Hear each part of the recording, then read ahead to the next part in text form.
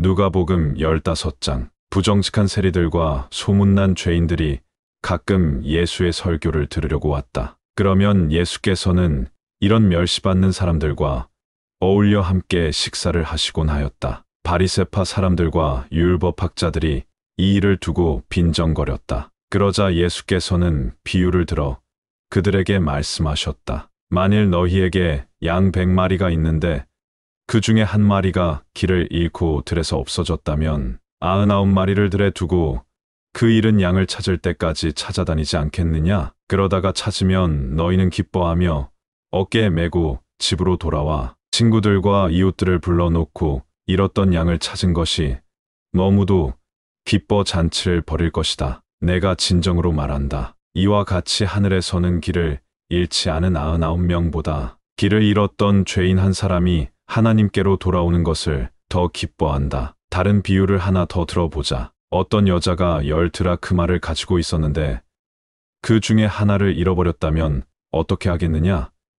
그 여자는 등불을 켜들고 온 집안을 돌아다니며 그 돈을 찾을 때까지 구석구석 샅샅이 뒤질 것이다. 그러다가 찾으면 그 여자는 친구들과 이웃들을 불러 함께 기쁨을 나눌 것이다. 이와 같이 죄인 한 사람이 회개하면 하나님의 천사들이 기뻐할 것이다. 예수께서 다시 비유로 말씀하셨다. 어떤 사람에게 두 아들이 있었는데 작은 아들이 아버지에게 말하였다. 아버지께서 돌아가실 때까지 기다릴 것 없이 제게 돌아올 몫의 재산을 지금 나누어 주십시오. 그래서 아버지는 재산을 두 아들에게 나누어 주었다. 며칠 후에 작은 아들은 자기 몫을 다 챙겨가지고 먼 지방으로 떠났다. 거기서 술과 여자로 세월을 보내면서 돈을 허비해버렸다. 돈은 이미 다 떨어진 데다 그 지방에 큰 기근이 들어 그는 끼니조차 이을 길이 없었다. 할 수 없이 그는 한 농부를 찾아가서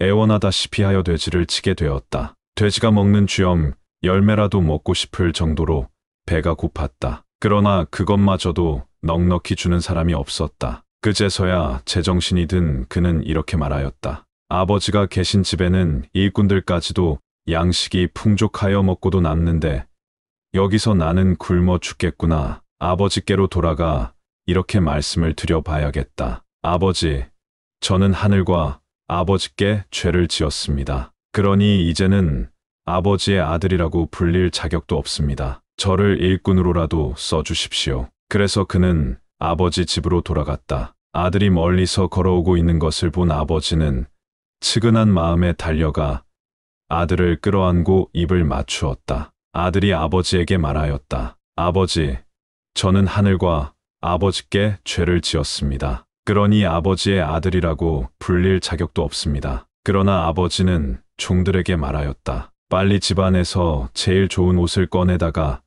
내 아들에게 입혀라. 그리고 보석 반지를 끼워주고 신을 신겨라. 또 살찐 송아지를 끌어내다가 잡아라. 잔치를 열고 기쁨을 나눠야겠다. 죽었던 내 아들이 다시 살아왔다. 그를 잃었다가 찾은 것이다. 그래서 잔치가 시작되었다. 한편 밭에서 일을 끝내고 돌아오던 큰아들은 집 가까이 이르렀을 때에 자기 집에서 노랫가락이 흘러나오는 것을 들었다. 그는 종 하나를 불러 무슨 일이냐고 물어보았다. 종이 대답하였다. 주인님의 동생이 돌아왔습니다. 그래서 주인님의 아버지께서 무사히 돌아온 것을 축하하시고자 살찐 송아지를 잡아 큰 잔치를 벌이셨습니다. 큰아들은 화가 나서 집에 들어가려고 하지 않았다. 아버지가 나와서 그를 달랬으나 그는 아버지에게 투덜거렸다. 저는 여러 해를 두고 아버지를 위해 열심히 일하였습니다. 아버지께서 제게 말씀하신 것 중에 어느 하나도 거역한 일이 없지 않습니까?